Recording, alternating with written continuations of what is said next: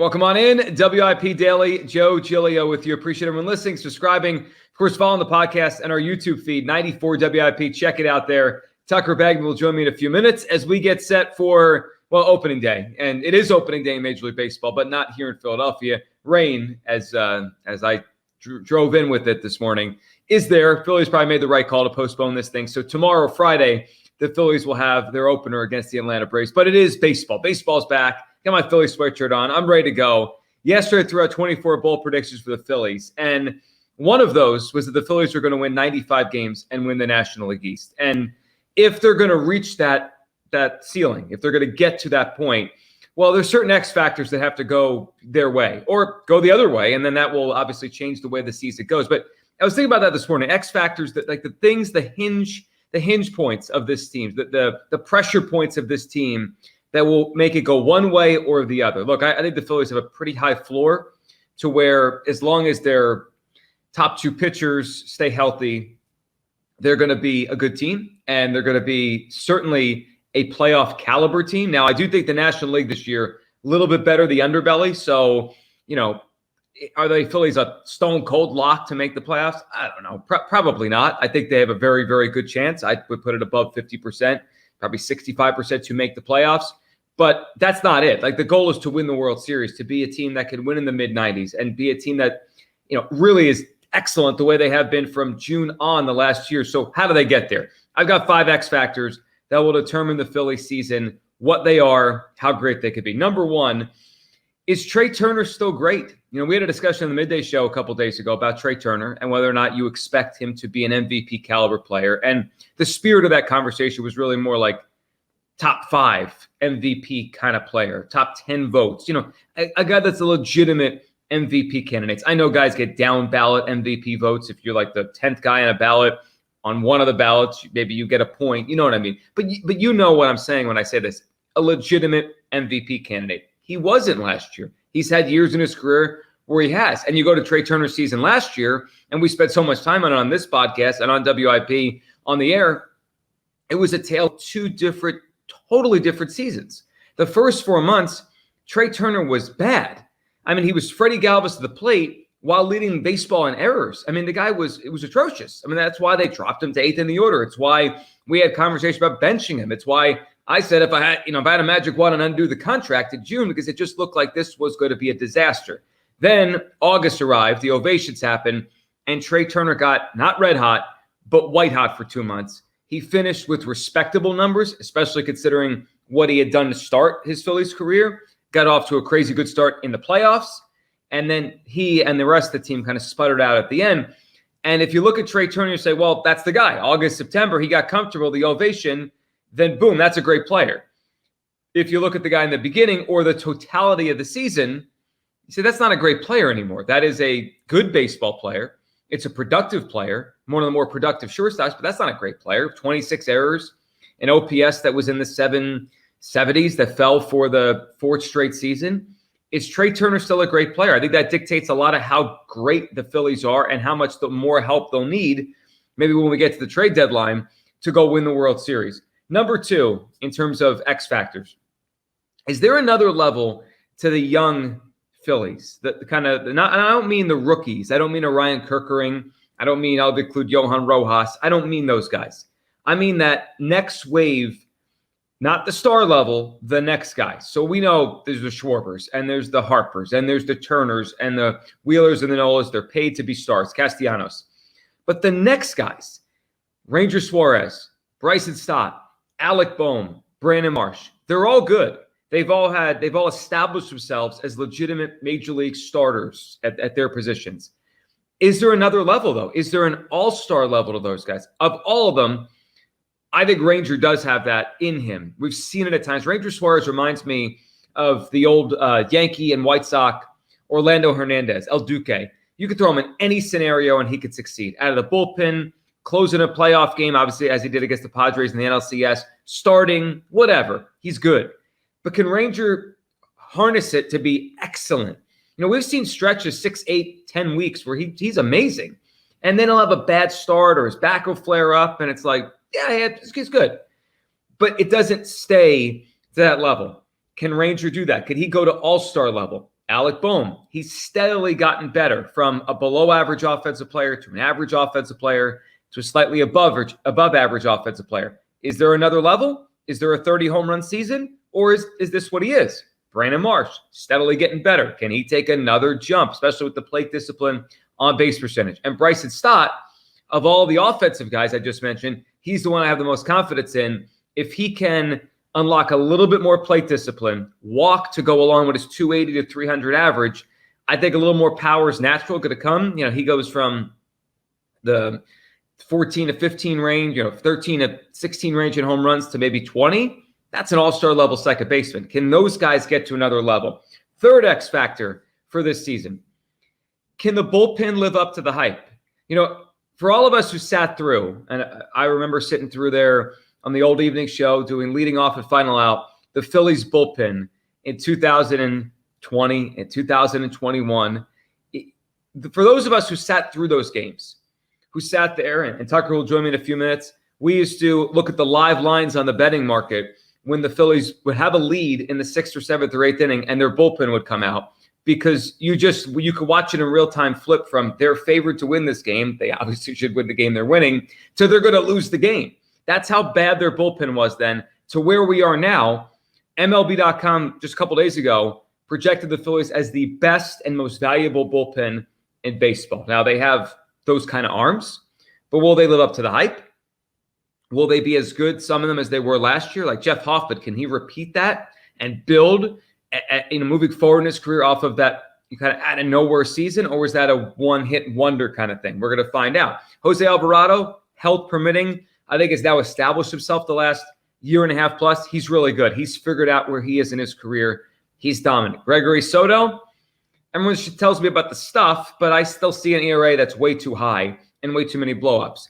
I really like Ryan Kerkering. I think he's going to help a lot when he gets here. He's got to get here, hopefully just a week or two behind because he had the flu.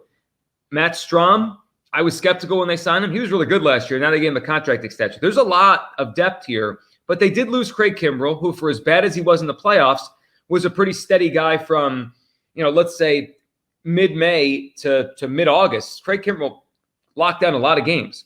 So there's a projection that's going to be a really good bullpen. I see why, but they got to do it. I mean, go to Sir Anthony Dominguez, who 2 years ago, man, he was amazing. And last year, he really wasn't. And I don't know what Sir Anthony they're going to get.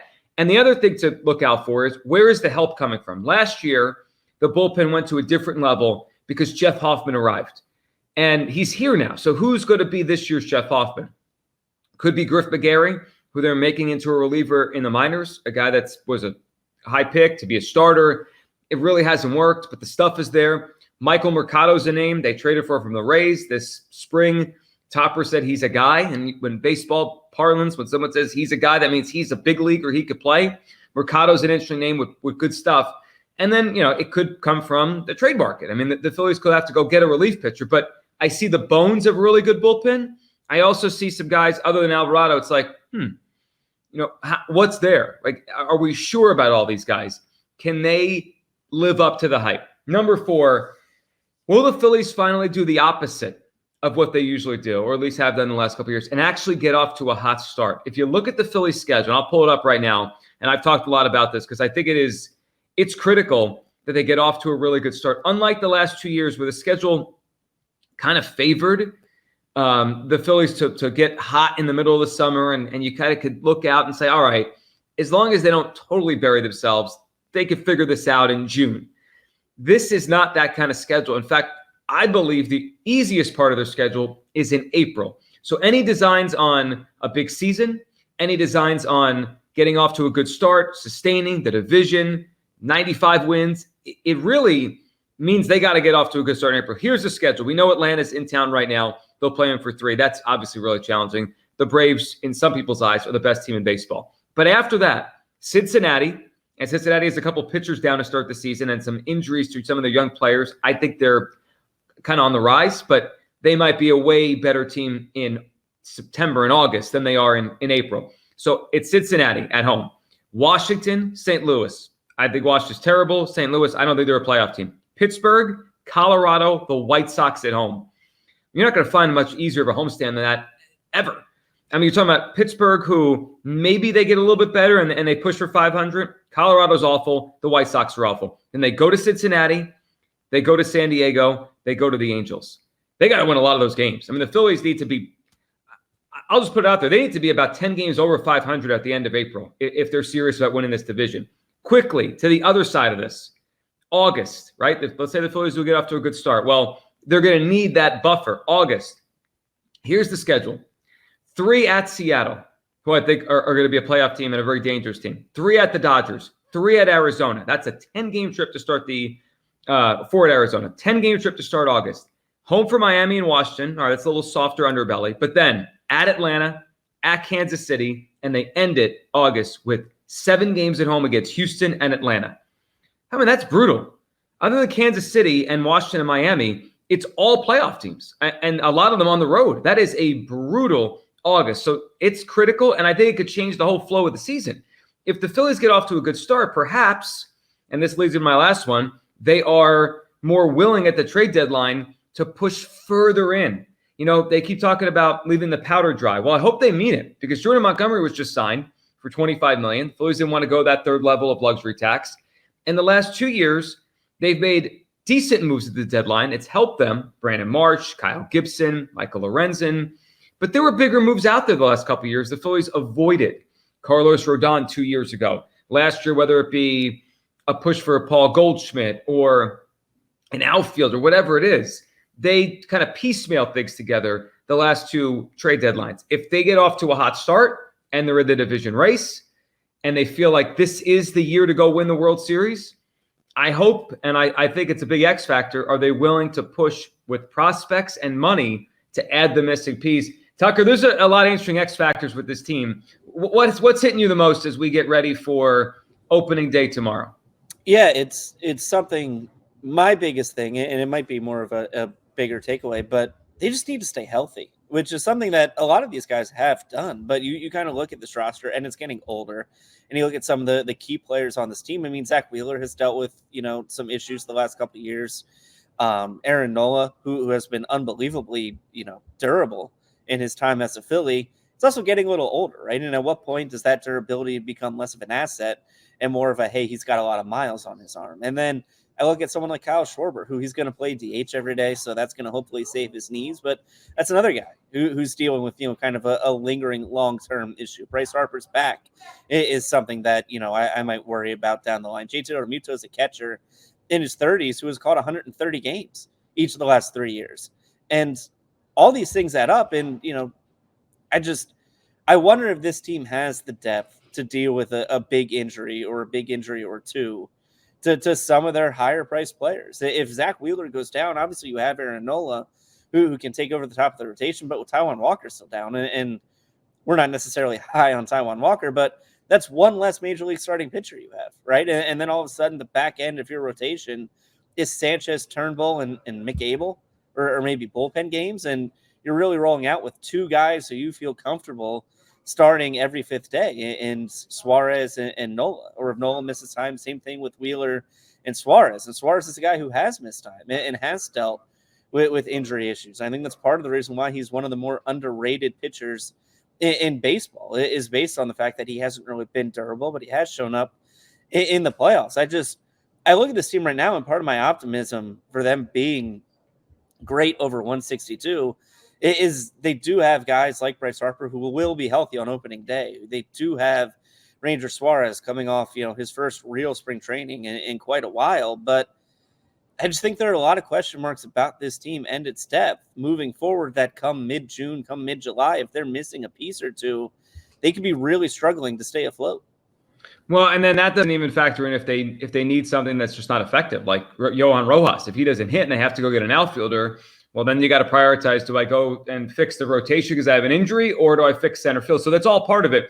One other thing to note, and that's a good one to add in with Tucker, with the health, just overall health.